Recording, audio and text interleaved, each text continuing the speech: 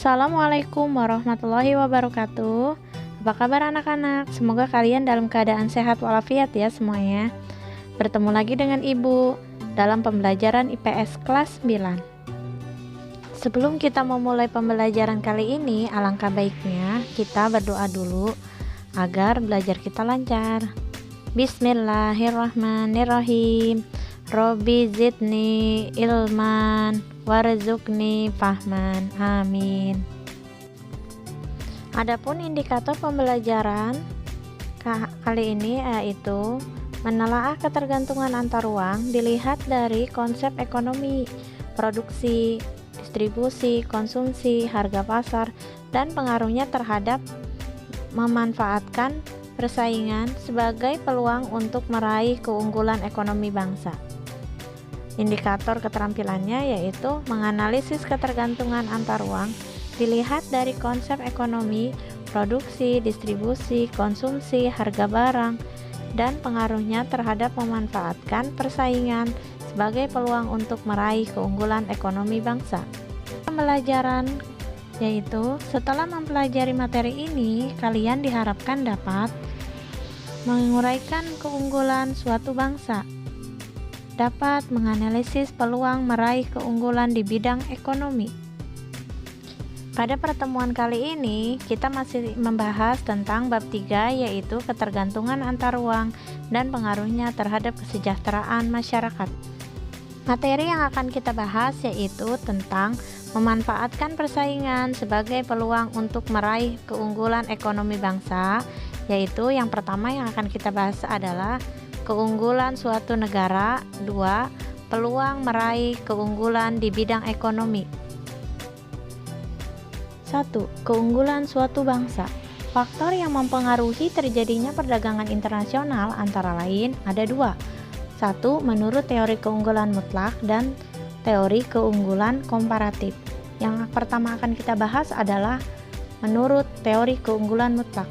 Teori keunggulan mutlak ini merupakan teori yang dikemukakan oleh Adam Smith. Menurut teori perdagangan ini, perdagangan antar dua negara terhadap dua jenis barang akan terjadi jika masing-masing negara mempunyai kekuatan dalam memproduksi barang tertentu.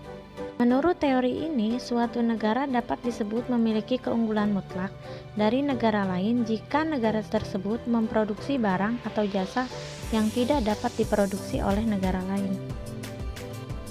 Keuntungan yang diperoleh oleh dua negara tersebut akan mengimpor barang-barang lain dengan harga murah daripada memproduksi sendiri. Dengan cara ini, negara-negara yang mempunyai keunggulan mutlak dan mengimpor barang yang mempunyai kerugian mutlak. Perhatikan tabel contoh kasus teori keunggulan mutlak berikut ini. Negara Indonesia menghasilkan beras 80 ton per hari.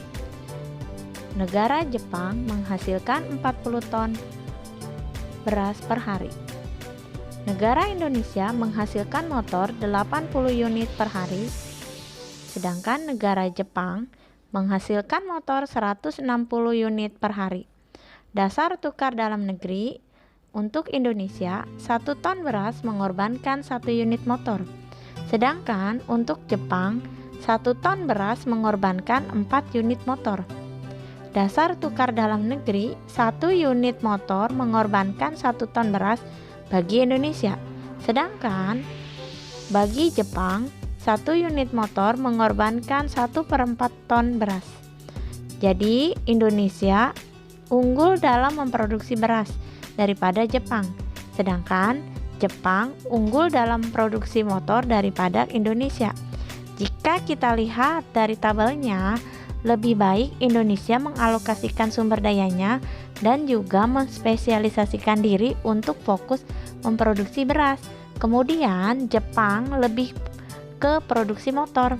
Dengan begitu, jika kedua negara melakukan perdagangan internasional, ekspor dan impor keduanya bisa sama-sama mendapatkan keuntungan. Teori keunggulan komparatif.